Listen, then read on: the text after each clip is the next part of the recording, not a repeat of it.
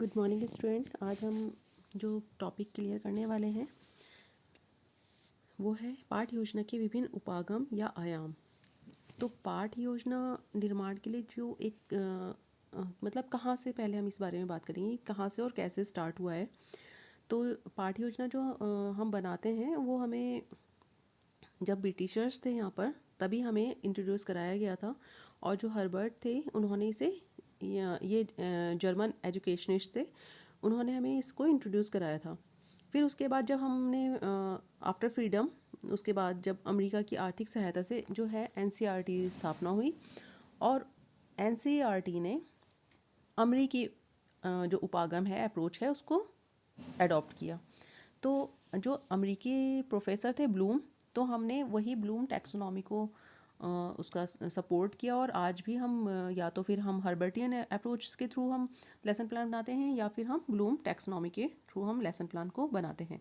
तो यहाँ पे मैं आपको हर्बर्ट जो उपागम है वो भी बताने वाली हूँ और जो ब्लूम उपागम है वो भी।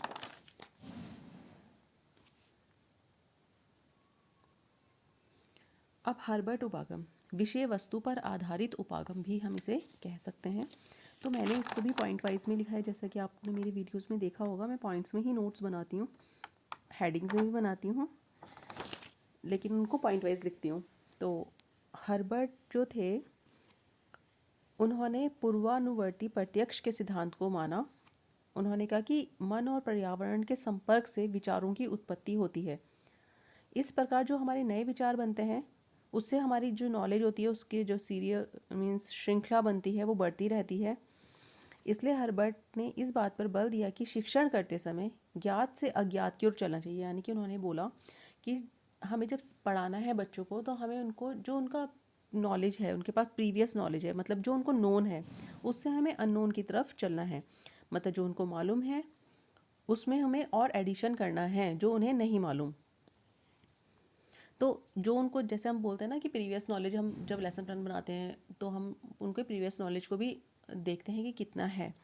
उसके बाद उसमें उसको एडिशन करते हैं जो उसका अर्जित ज्ञान होता है। यानी कि जब वो हम उसे पढ़ा देते हैं उसके बाद जो उसका ज्ञान होता है तो वो उसको मतलब आपस में हम जब हम ही क्लासरूम में होते हैं तो अगर हमें हमारा टीचर कुछ बता रहा है तो हमें याद आता है, नहीं हमने ये पहले भी पढ़ा है, तो हम उसको अपने प्रीवियस नॉलेज से जोड़ते हैं जो हम नए सीख रहे हैं नया। फिर सेकंड पॉइंट है, हर्बर्ट ने बताया कि सीखना तभी संभव है जब सीखने वाला क्रियाशील हो।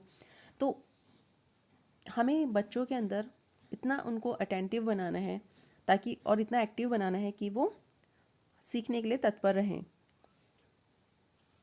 अब उन्होंने बोला है कि क्रियाशीलता होने के लिए मस्तिष्क 4 अवस्थाओं से होकर गुजरता है, मतलब 4 स्टेजेस होती हैं जो हमारे माइंड की।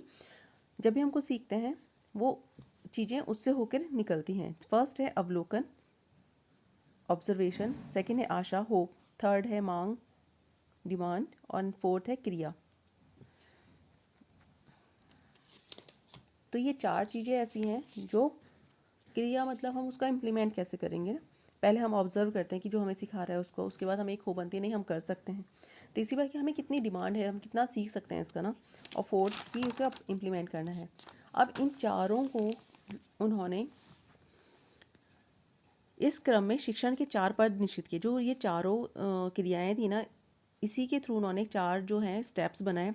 उसमें सबसे पहला बनाया उन्होंने स्पष्टता, सेकंड बनाया संबंध, थर्ड बनाया व्यवस्था और फोर्थ बनाया व्यवहारिक प्रयोग। तो स्पष्टता क्या है? सबसे पहले शिक्षार्थी के सामने विषय सामग्री या तथ्य जो है उनको स्पष्ट रूप से प्रस्तुत किया जाना चाहिए, तो ताकि सब बच्चों को समझ में आए। सेकंड है पाठ्य सामग्री का संबंध छात्रों के पूर्व अर्जित ज्ञान से जोड़ा जाए, जो उनका प्रीवियस एक्वायर्ड नॉलेज है उससे। थर्ड है पाठ्य सामग्री को क्रमबद्ध तरीके से व्यवस्थित किया जाए, सीरियल वाइज। फोर्थ है व्यवहारिक प्रयोग, छात्रों को सीखे हुए ज्ञान का प्रयोग करने का अवसर दिया जाना चाहिए। मतलब जो भी उसने सीखा है उसका उसको अपने बिहेवियर में कैसे उसको अप्लाई करता है वो चीज़ उसको आनी चाहिए। फिर नेक्स्ट पॉइंट है हर्बर्ट ने के शिष्य जो थे जीलर, उन्होंने हर्बर्ट के इन 4 पदों को 5 पदों में अभिव्यक्त किया। अब जो हर्बर्ट के जो शिष्य थे, उनके पीपल थे, उन्होंने ये जो 4 पद हर्बर्ट ने दिए थे उनको उन्होंने 5 पदों में बताया। जैसे सबसे पहले है तैयारी, दूसरा है प्रस्तुति, तीसरा है तुलना, चौथा है सामान्यकरण और फिफ्थ है प्रयोग। इन्हीं पदों को हर्बट की पंचपद प्रणाली कहा जाता है।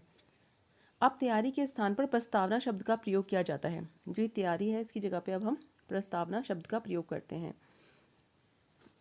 अब मैं आपको हर्बट उपागम पर आधारित पाठ योजना बताने जा रही हूँ। ये है वो पेज। तो हमें सबसे पहले पाठ संख्या लिखनी होती है, पाठ योजना संख्या आपको दिख रहा होगा।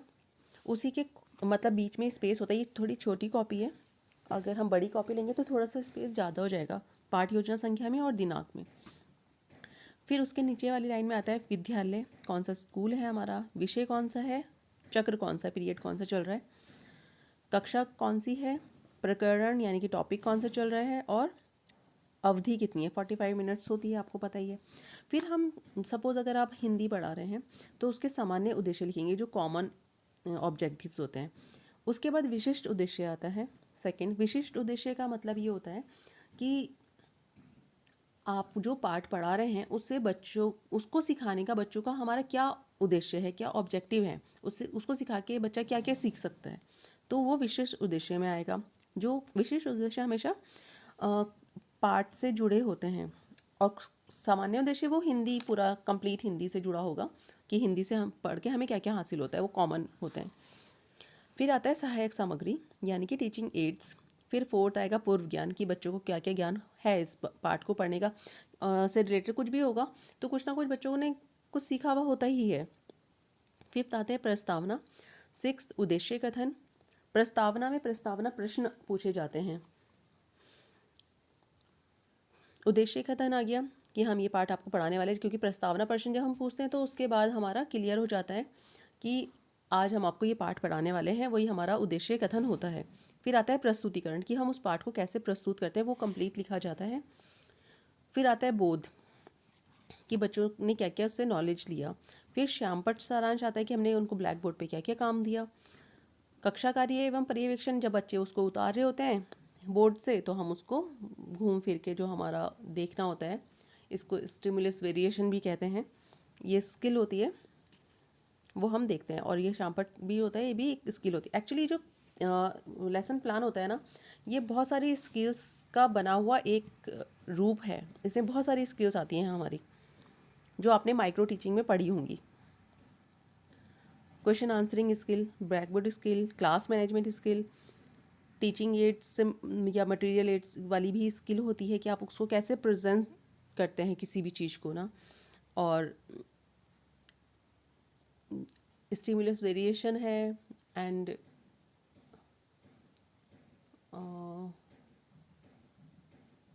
अभी मुझे याद और नहीं आ रहा है, मैं बताऊंगी आपको फिर।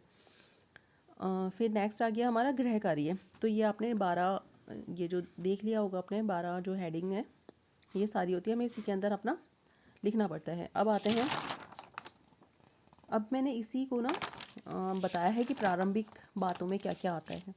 तो प्रारंभिक पाठ योजना का जब हम निर्माण करते हैं उस समय सामान्य जानकारी के लिए प्रारंभिक बातें स्पष्ट रूप से लिखी जानी चाहिए।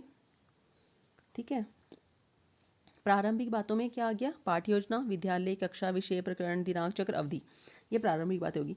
उसके बाद सामान्य उद्देश्य, ये सामान्य उद्देश्य होते हैं, हर एक विषय के होते हैं, वो हमें लिखने हैं। ठीक है, उसके बाद आते हैं विशेष उद्देश्य, ये पाठ से संबंधित होते हैं, ये मैंने आपको बता दिया। फिर सहायक सामग्री आती है कि उस पाठ को पढ़ाने के लिए हमें क्या क्या चीज़ ज़रूरत होगी। आपको चित्र चाहिए, चार्ट चाहिए, मानचित्र चाहिए, मॉडल चाहिए, या कुछ भी चाहिए वो आप उसमें लिख सकते हैं। फिर आते हैं पूर्व ज्ञान, जो पाठ पढ़ा रहा है शिक्षक उससे संबंधित छात्रों को पूर्व ज्ञान का संकेत देता है वो। प्रस्तावना में प्रश्नों को पूछता है, उसका अंतिम प्रश्न जो होता है मतलब ये 4 to 5 क्वेश्चंस होते हैं और इसमें ही हमें अपना टॉपिक निकालना होता है। उद्देश्य कथन ये है, जो लास्ट क्वेश्चन हम पूछते हैं उसका अगर उत्तर मिल गया तो हम बता देंगे हम इस पाठ को पढ़ाने जा रहे हैं आज, और अगर नहीं मिलता या किसी कारणवश छात्र उस प्रश्न का उत्तर नहीं दे पाते तो मतलब शिक्षक को घबराने की ज़रूरत नहीं है, उसको और अधिक स्पष्टता से अध्ययन हेतु उद्देश्य कथन करना चाहिए। ठीक है, फिर है प्रस्तुतिकरण, इसमें आप उस लेसन को पैराग्राफ वाइज पढ़ा रहे होते हैं और साथ साथ उसको एक्सप्लेन भी कर रहे होते हैं। 8th है बोध प्रश्न, ये प्रश्न यह जानने के लिए पूछे जाते हैं कि छात्रों ने शिक्षक द्वारा प्रदत्त ज्ञान सीमा तक ग्रहण किया है। इसमें शिक्षक को पता चल जाता है कि छात्रों ने कितना सीखा है। फिर शामपट सारांश आ गया। इसमें वो संक्षिप्त रूप से पाठ के अंत में लिखता है और उसको समराइज कर देता है। उसके बाद कक्षा कार्य देता है वो उनको, और उनका पर्यवेक्षण करता है कि वो लिख रहे हैं नहीं। फिर पुनरावर्ती क्वेश्चन पूछे जाते हैं लास्ट में, ताकि इसमें पूरा लेसन शिक्षक जो है वो दोहरा देता है बच्चों के सामने, और बच्चों को पता चल जाता है कि हाँ ये इस लेसन का सारांश है, और टीचर को भी पता चल जाता है कि बच्चों को कितना मीन्स पता चला है, वो कितना सीखे हैं बच्चे। 12 नंबर पे है गृह कार्य, और इसमें बच्चों को गृह कार्य दे देता है।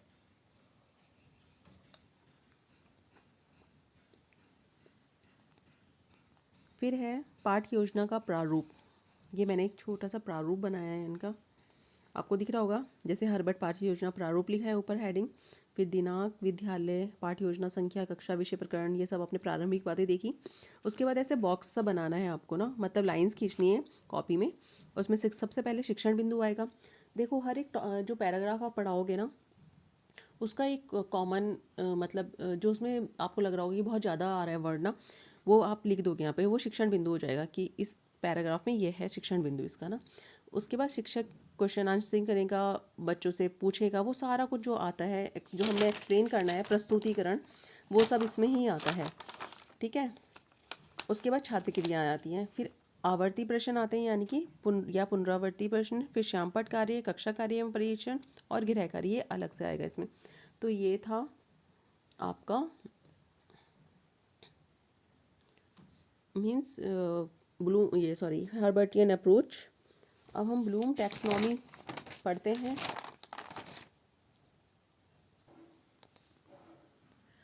अब इसके बाद हम ब्लूम उपागम पढ़ेंगे। उद्देश्य आधारित उपागम भी कहते हैं इसको। और जो बेंजामिन ब्लूम थे, उन्होंने इसको बनाया था, तो उनका विचार, वो अमेरिकी थे एजुकेशनिस्ट, और उनके विचार में यदि शिक्षण लक्ष्यों को व्यवहार परिवर्तन के रूप में लिखा जाए तो वह अधिक निश्चित और स्पष्ट होंगे, ऐसा उन्होंने कहा था। उन्होंने बिहेवियरल जो मॉडिफिकेशन था उस पर बहुत ज़्यादा बल दिया है, और उन्होंने इसको 3 वर्गों में डिवाइड किया है, कैरेक्टराइजेशन किया है उन्होंने इसका। सबसे पहले उन्होंने लिखा है कॉग्निटिव, अफेक्टिव एंड साइकोमोटर। इन्होंने 3 इसको वर्ग में बांटा है। आप बिहेवियर जो हमारा मॉडिफिकेशन होता है उसको, इसको हिंदी में बोलेंगे ज्ञानात्मक या संज्ञानात्मक। सेकंड है भावनात्मक यानी कि अफेक्टिव, और मनोशारीरिक यानी कि साइकोमोटर। ठीक है। सबसे पहले आप इसको अपने फिंगर के थ्रू देख सकते हैं। Cognitive means mind, affective means heart, and psychomotor means जो हमारे हाथ पैर होते हैं, जो हम एक्टिविटी करते हैं, वो सारी चीज़ें।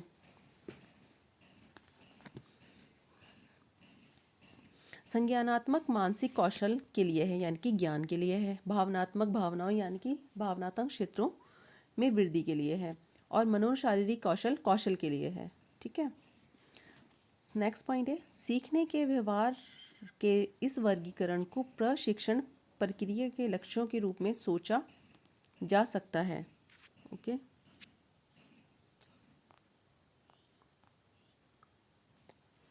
अब आते हैं हम संज्ञानात्मक उद्देश्य, जो इसका ए पॉइंट है। इसमें है इस डोमेन में, एक्चुअली ये डोमेन्स है, cognitive domain, affective domain and psychomotor domain. तो फर्स्ट जो है संज्ञानात्मक उद्देश्य, इसमें क्या है, ये सिर्फ बौद्धिक कौशल का विकास करने में शामिल है। इसमें विशिष्ट तथ्यों, प्रक्रियात्मक पैटर्न और अवधारणाओं की याद या पहचान शामिल है, जो बौद्धिक क्षमताओं और कौशल के विकास में काम करते हैं। ठीक है। इसका जो ये है ना कॉग्निटिव डोमेन जो है, ये सारा कुछ हमारे माइंड से रिलेटेड होता है। इसमें हमें जो भी हम कुछ याद रखते हैं और जितने भी हमारी मेंटल कैपेबिलिटी है, वो सारी चीज़ें इसमें शामिल होती हैं। भावनात्मक, जैसा आपको पता चल रहा है कि इसमें भावनाएं होती हैं, प्रशंसा, उत्साह, प्रेरणा, दृष्टिकोण जैसी भावनाएं आती हैं। और इन चीज़ों से निपटने के लिए हमारा क्या एटीट्यूड है, वो इसमें शामिल है। नेक्स्ट है मनोशारीरिक उद्देश्य। इस डोमेन में मोटर कौशल क्षेत्र में के शारीरिक आंदोलन, समन्वय और उपयोग शामिल हैं। इन कौशल के विकास के लिए अभ्यास की आवश्यकता होती है और इसके निष्पादन में गति, सटीकता, दूरी, प्रक्रियाओं या तकनीकी संदर्भ में मापा जाता है। अब इसके ऊपर जो आधारित पाठ योजना है वो कैसी होगी, ठीक है, हम इसके बारे में पढ़ते हैं। इसको 3 सोपानों में बांटा जाता है, ठीक है। पहला है शिक्षण लक्ष्यों का निर्धारण किया जाना, फिर अधिगम अनुभव, फिर थर्ड है व्यवहार परिवर्तन का मूल्यांकन। तो फर्स्ट जो पॉइंट है वो है ये क्रियाएं बालक में वांछित परिवर्तन लाने में सहायता करती हैं। यह परिवर्तन बालक के ज्ञानात्मक, क्रियात्मक और भावनात्मक पक्षों में आता है। मतलब ये सब कुछ जो तीनों पक्ष हैं उन सब में आता है। ज्ञानात्मक कॉग्निटिव, क्रियात्मक साइकोमोटर एंड भावनात्मक अफेक्टिव, ठीक है, डोमेन, ये तीनों में आता है। फिर है सेकेंड है अधिगम अनुभव। ये वो अनुभव होते हैं जो कक्षा के अंदर व कक्षा के बाहर दोनों तरफ प्राप्त होते हैं और इनकी प्राप्ति के लिए शिक्षक अनेक विधियों, प्रविधियों और युक्तियों का प्रयोग करता है, क्लास के अंदर और क्लास के बाहर, स्कूल के बाहर नहीं, क्लास के बाहर। व्यवहारगत परिवर्तन का मूल्यांकन। बालक के व्यवहार में वांछित परिवर्तन लाने में अधिगम अनुभव सहायता करते हैं। इसके द्वारा जो आपके कॉग्निटिव, अफेक्टिव एंड साइकोमोटर में जो भी परिवर्तन आता है डोमेन में, वही होता है इसमें थर्ड पॉइंट में, ठीक है। अब आते हैं हम पाठ योजना के सोपान। अब जो ब्लूम टैक्सोनॉमी है, इसके जो पॉइंट्स हैं वो मैंने पहले लिखाए हैं और फिर मैं इसको आपको बताती हूँ। इसके जो सोपान हैं वो 8 हैं सिर्फ। ये ज़्यादा इजी है क्योंकि मैंने भी इसी के थ्रू ही लेसन प्लान बनाए थे बीएड में। तो फर्स्ट पॉइंट है शिक्षण बिंदु, ठीक है। ये यानी कि निर्धारित समय और शिक्षण की सुविधा के अनुसार पढ़ाए जाने वाले पाठ को शिक्षण बिंदु में बांट लिया जाता है। आपको समझ में आ गया कि जो भी हम लेसन पढ़ा रहे हैं उसको हम कुछ टॉपिक्स में मतलब मैंने कहा ना, जैसे एक पैराग्राफ हो गया उसका एक टॉपिक बना लिया, फिर दूसरा पैराग्राफ हो गया उसका भी एक टॉपिक बना लिया, ताकि पता रहे कि क्या पढ़ाना है और बच्चों को भी पता रहे कि इस मतलब एक कीवर्ड होता है एक्चुअली। हर पैराग्राफ का एक कीवर्ड निकाल लिया कि ये कीवर्ड है, उसी को टॉपिक बना दिया, वही शिक्षण बिंदु है। Got it. फिर शिक्षण लक्ष्य। परिकरण से संबंधित शिक्षण लक्ष्यों को ज्ञान, अवबोध, अनुप्रयोग, कौशल, अभिरुचि, अभिवृत्ति के रूप में लिखा जाता है और इनके आधार पर छात्र में होने वाले परिवर्तन को लिखा जाता है। अब जो पैराग्राफ है, ठीक है, उसका हमने एक कीवर्ड निकाल के टॉपिक बनाया था। फिर वो उस पैराग्राफ को सीख कर बच्चे के अंदर कौन सा बिहेवियरल चेंज आएगा वो हमें लिखना है, ठीक है। उसी को हम बिहेवियरल ऑब्जेक्टिव्स कहते हैं। तो सबसे पहले आ गया टॉपिक, फिर आ गया बिहेवियरल ऑब्जेक्टिव, उसके बाद आता है इसकी ये मैं आपको ना मीन्स आप ऐसा एज्यूम करो जैसे आपने लाइन खींची हुई है। सबसे पहले एक कॉपी आपने खोली है, तो सबसे पहले जो रेड लाइन होती है वहाँ पे आप डाल दोगे सीरियल वाइज नंबर डाल दोगे, ठीक है। उसके बाद एक लाइन और खींचोगे, वहाँ आप डाल दोगे टॉपिक, ठीक है। फिर एक लाइन और खींचोगे, वहाँ डालोगे आप बिहेवियरल ऑब्जेक्टिव। फिर एक लाइन और आएगी, ये लेफ्ट साइड का पेज का, ठीक है, उसमें आ जाएगा शिक्षक क्रियाएं, ठीक है, टीचर्स एक्टिविटी। उसके अपोजिट आएगा फिर दूसरे पेज पे आ जाते हैं हम, उसके थोड़ा सा ज़्यादा जगह छोड़ेंगे, वहाँ आएगा छात्र क्रियाएं, ठीक है। मतलब जो शिक्षक बता रहा है वो और छात्र जो उसको रिस्पॉन्स कर रहे हैं वो छात्र क्रियाओं में आ जाएगा, ठीक है। बहुत ईजी मेथड है ये वाला, मुझे बहुत पसंद आया था ये। और फिर फिफ्थ है पाठ्य सामग्री। उसके बाद हम आते हैं टीचिंग एड और टीचिंग जो हम मेथडोलॉजी हम यूज़ कर रहे हैं वो, और एक आएगा टीचिंग एड मेथडोलॉजी और स्किल, टीचिंग स्किल, ठीक है, हम कौन कौन सी स्किल यूज़ कर रहे हैं। उसके बाद आ जाता है शामपट कार्य कि हमने क्या क्या काम दिया है और क्या, क्योंकि हम पढ़ाते पढ़ाते ऐसा तो है नहीं कि हम कंटिन्यूसली पढ़ा ही रहे हैं, हम कुछ ना कुछ बोर्ड पे लिखते रहते हैं।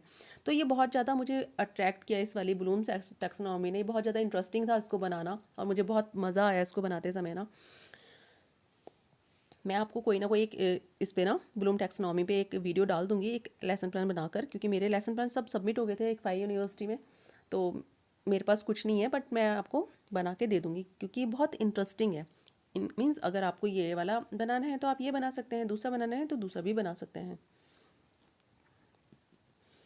नेक्स्ट आगे शामपट कार्य। उसके बाद आता है इवैल्यूएशन कि आपने क्या क्या इवैल्यूएशन किया, और गृह कार्य को ना लास्ट में लिखा जाता है, ठीक है।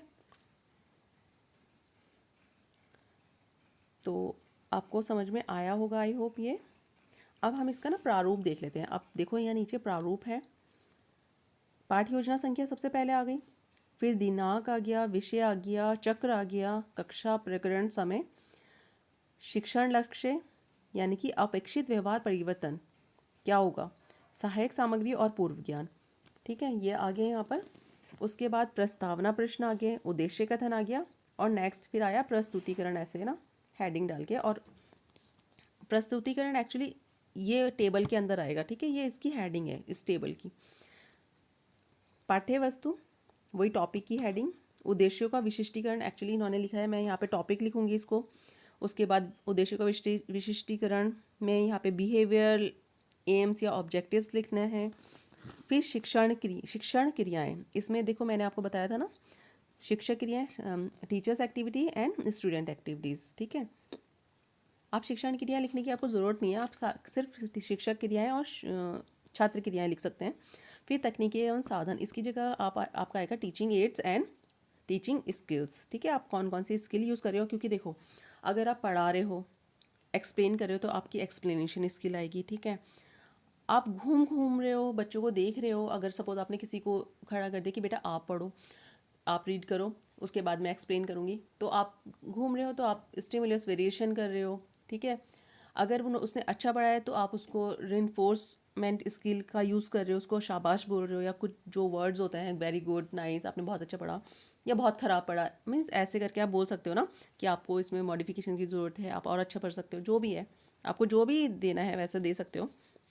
मत मीन्स, और अगर हम जब रेनफोर्समेंट स्किल का यूज़ करते हैं तो वो ऐसा हो कि वो नेगेटिवली पॉजिटिव हो, मतलब बच्चे को लगे कि हाँ मैम ने मुझे बोला है, लेकिन वो पॉजिटिव वे में उसको लेके जाए। फिर लास्ट में हम आते हैं, ये वास्तविक अधिगम लिखा है, इसको आपको नहीं लिखने की ज़रूरत है, आप इसमें सिर्फ एवेल्यूशन लिख सकते हो। ठीक है, इन्होंने 2 पार्ट में डिवाइड किया, लेकिन आप एक ही लिख सकते हो इसको, इवेल्यूशन को। ठीक है, उसके बाद लास्ट में आता है गृह कार्य, वो आप लास्ट में दोगे आपने क्या दिया है गृह कार्य। अब मैंने इसमें बच्चों को कुछ और गृह कार्य भी दिया था। उत्तम पाठ योजना की विशेषताएं बताइए। गाइस, मैंने आपको जितने भी क्वेश्चंस दिए हैं ना अब तक, मैं उन सब के लिए भी आपको वीडियो बना के दे दूँगी। तो अगर आपको चाहिए अपने लिए कुछ क्वेश्चंस आपको नहीं आ रहा है, और आप मुझे कमेंट में लिख सकते हैं कि मैम इस क्वेश्चन के लिए नोट्स बना दीजिए, तो मैं आपको वो प्रोवाइड करा दूँगी। आई एम सॉरी कि मैं 2 महीने बाद वापस आ रही हूँ, बट अगर आपको मेरे वीडियो अच्छे लगते हैं प्लीज़ मुझे कमेंट कीजिए, मुझे सब्सक्राइब कीजिए, लाइक कीजिए वीडियो को। थैंक यू सो मच कि आपका सपोर्ट मिलेगा तो मैं बहुत अच्छे से बनाऊंगी और वीडियोस। नेक्स्ट वीडियो में हम क्लियर करेंगे, आई होप कि वो मैं शाम तक लेके आऊँ या कल, कि सामाजिक अध्ययन कक्ष में शिक्षण सहायक सामग्री, मतलब कि सोशलॉजी का जो रूम है उसमें शिक्षण सहायक सामग्री कौन कौन सी होती है, कि उसकी आवश्यकता कौन सी होती है, उपयोग करने के सिद्धांत कौन से हैं, लाभ एवं सामग्री के उपयोग में समस्याएं, इसको ऐसे बोलेंगे तो teaching aids in the classroom of social studies, need principles for use of teaching aids, advantages and problem in the use of material aids. ठीक है, तो ये आपका पॉइंट होगा, तो देख लीजिएगा, ये नेक्स्ट वीडियो है इसकी। Thank you so much, I hope you enjoyed a lot, thank you.